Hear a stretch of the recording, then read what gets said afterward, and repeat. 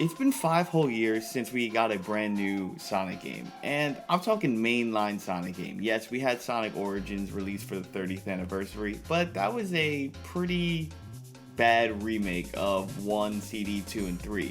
No, within these 5 years of that we were void of games, Sonic actually went on to bigger and better things.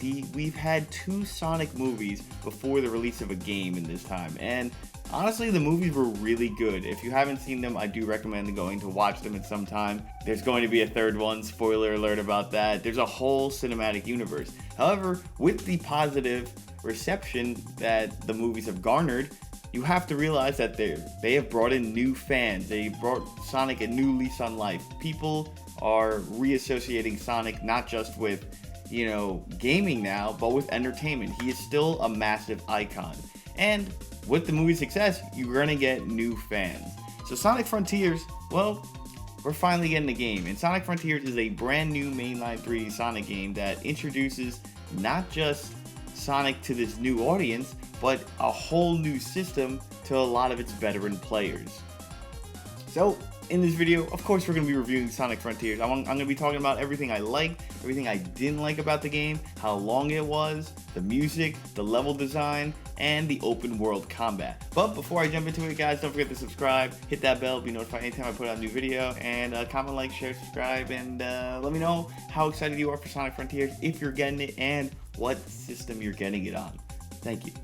So, like I stated, this is the first mainline Sonic game in 5 years. 5 years ago, we got Sonic Forces and Sonic Mania. Sonic Mania, everybody knows the story behind it, but Sonic Forces is a pretty divisive game within the fandom. Personally, I enjoyed the music, Infinite, and some of the level design in it. However, it never truly reached its potential, and I think that's why it's stuck somewhere between the middle. It felt like it was going to be a darker Sonic game or have more of a Generations influence, and it just never reached that.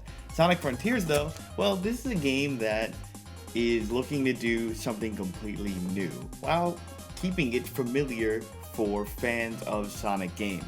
Let's kind of just talk about the open world. The open world I absolutely loved. I think Sonic Frontiers did it well. Personally, I think it was better than Breath of the Wild, but people are going to want my head for that.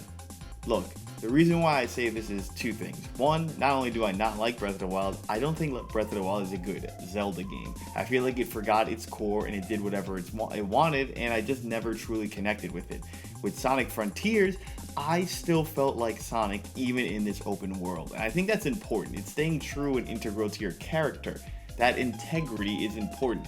In the open world, you have all your abilities. You have your boost, you have your slide, you have your stomp, and you have the brand new combat system. The combat system, you learn new moves by gaining skill points, which you get from defeating enemies, breaking boxes, pulling off tricks, and, well, as you get more skill points, you learn more and more skills. Some skills are locked behind story missions, but other than that, they all are there to help you out in the brand new combat system.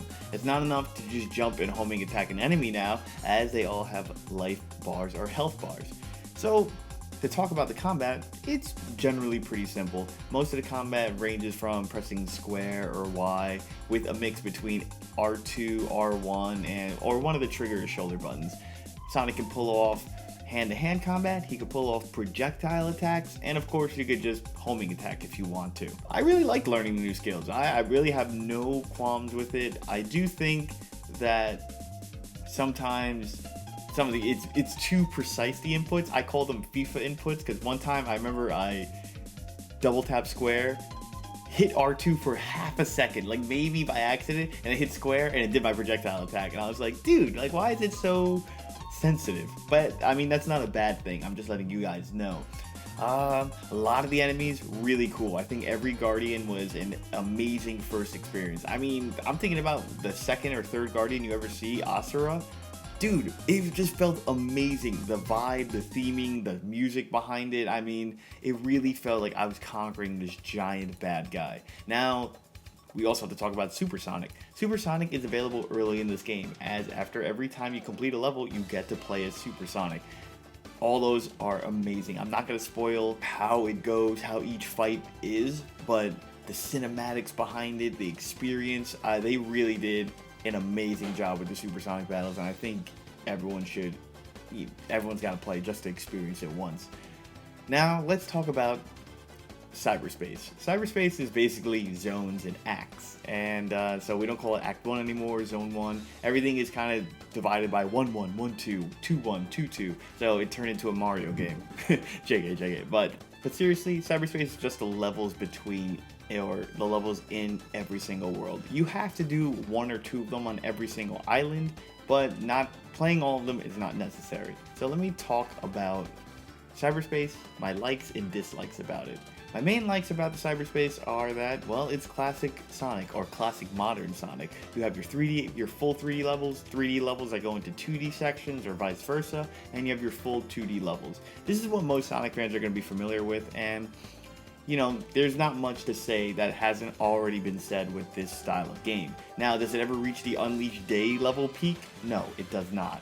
But there's a few things that it does really well. It does a lot of, it flows the Red Ring collection very well. You don't have to really go out of your way to find them. Levels are smooth. There's a lot of ode and throwbacks to some 3D Sonic game levels. I think my favorite one was 3-1, which was a Green Forest callback, but there's also Metal Harbor. There's a drifting level like Sonic Unleashed. I believe the desert level. But no matter what, it's still a Sonic level, and I enjoy it. But there's a lot of bad things about them as well. One, the first thing that anybody noticed, including myself, was that Sonic is a lot slower compared to how he is in the open world and compared to how he is in every single other game. In cyberspace, he is really slow. My friend came in the stream once, watched, and she was like, why is he so slow? Like, is there something wrong with Sonic? And that's just how it is. Like, I had acceleration turned up to the max setting, and that was it. I mean, I'm not sure how to explain it. Maybe it was to make him easier. But the other thing is, he probably is slower because all the levels are very short. The S rank for most of these levels are between 50 seconds to a minute and 15 seconds. Now, look, everybody's not going to get an S rank, but you gotta realize that if the S rank is that short and there are 30 levels total in the game, well, then there's not that much actual Sonic gameplay.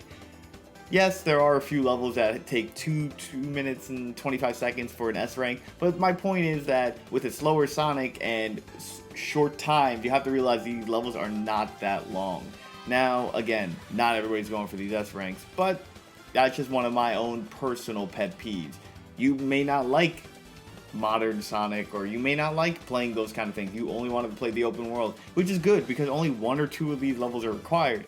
But at the same time, it's like, you know. The other thing that kind of threw me off is that homing attack got moved to a different button because the combat system took the homing button spot. It's not the same button anymore, and then it's not jump square or jump Y or whatever you want to, whatever controller you play it on. It's now jump trigger, and it's just a bit weird. I didn't really find any control customizations. I guess I didn't look deep enough. That's on me. I usually just accept how a game lets me play it, and I have to learn it.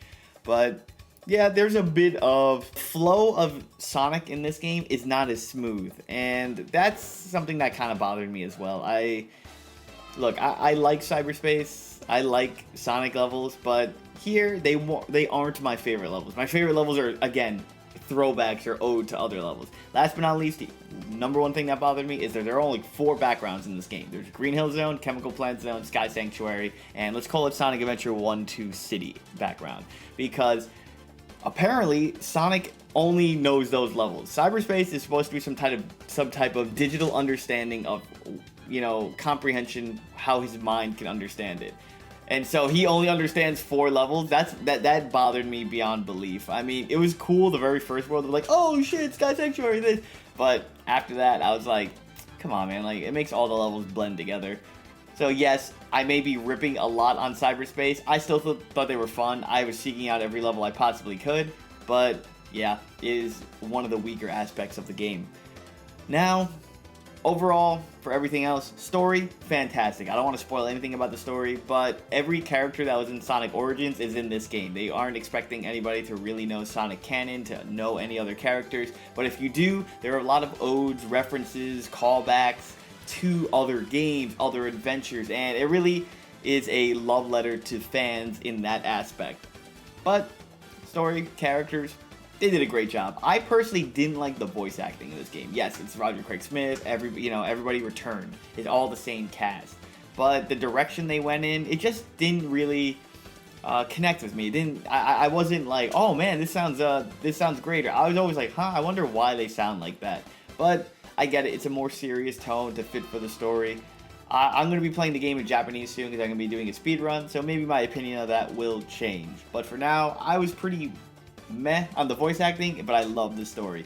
Music, probably the best part of this game. Honestly, I cannot wait for the OST, original soundtrack, to drop. I need to listen to these songs because every song I listen to is a banger. And honestly, not just bangers, there's a wide variety of music. There's dubstep, there's piano, there's classical, there's remixes, there's every, like, it feels like every genre is in this game, and it's just so good. I'm trying to think what else. Oh, replayability. So this is the weird part of the game. There is replayability. After you beat the game, you get arcade mode. You can play through the levels instead of going through each level in, each level in your save file.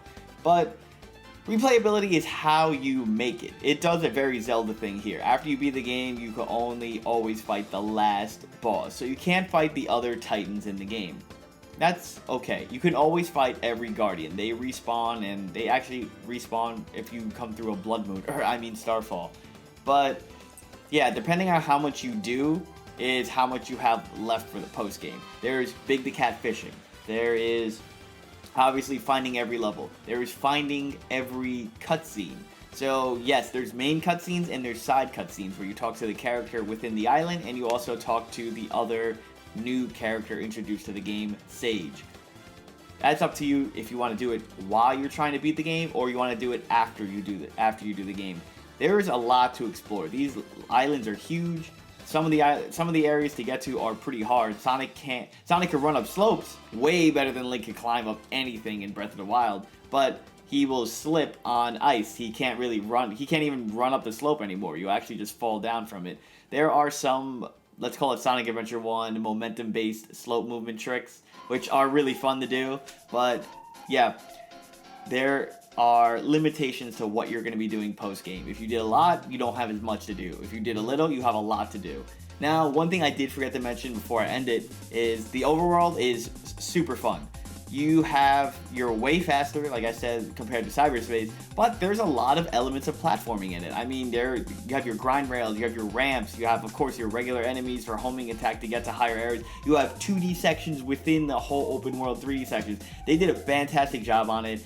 Everyone should really marvel on how they were able to fit Sonic in an open world and still fit the Sonic gameplay, the core intact. This is why I enjoy Sonic Frontiers over Breath of the Wild, because I knew and I felt like I was playing a Sonic game this whole time. Other than that, I hope you guys enjoyed the video. Don't forget to comment, like, share, subscribe. Again, you guys better be for the next video, because we're going to be talking about end game theories. Since I already completed the game, you know I've been writing stuff all day about it, and I can't wait for potential future DLC, how this game's going to be, and what they're going to do from here. Of course, they're going to definitely keep this engine, so there's going to at least be a Frontiers 2. However, overall, this is a great game. All Sonic fans should play it. New Sonic fans should play it. And if you're on the fence or looking for something open world that's between 25 to 30 hours, this is the game for you. It's nothing too complicated. It's not too hard, but it has that sense of platforming meets combat. And overall, I give the game an 8.5 out of 10. I would have given it a little bit higher if some of the levels were better, but the bosses carried the game, the music carries the game, and really, I had a fantastic experience with it where I couldn't put it down. Thank you.